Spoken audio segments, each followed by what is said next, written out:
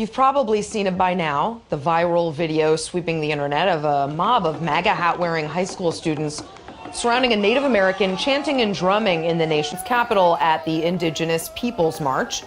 The Native elder was identified as Nathan Phillips, a member of the Omaha Nation and a Vietnam vet.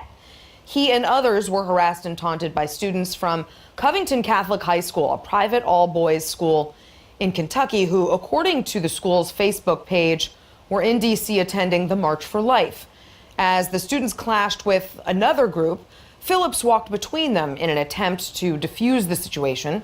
The videos have drawn outrage from all corners. The communications director with the Roman Catholic Diocese of Covington released a brief statement today saying, in part, "We condemn the actions of the Covington Catholic High School students toward Nathan Phillips specifically and Native Americans in general.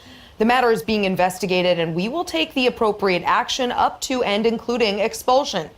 Congresswoman Deb Haaland of New Mexico also tweeted, "This veteran put his life on the line for our country. The students' display of blatant hate, disrespect, and intolerance is a signal of how common decency has decayed under this administration. Heartbreaking."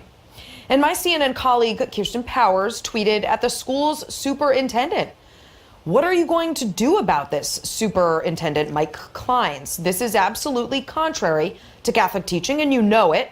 Do something. Also, these boys need a better education. You are failing them." Well, those are some tough words, and clearly these boys are not getting a good education, because it makes little sense to angrily chant "build the wall" to a population with literally zero illegal immigrants who were here long before we were. You could also say their parents have failed them. We should teach our kids to treat people with respect, regardless of our politics and our differences. But ultimately, this failure is all of ours. I wish I could say to these students, there's no place for this in our society. You can't do this when you get older. But unfortunately, I'm wrong. Adults model this very behavior all the time on social media and on the street, and it's awful.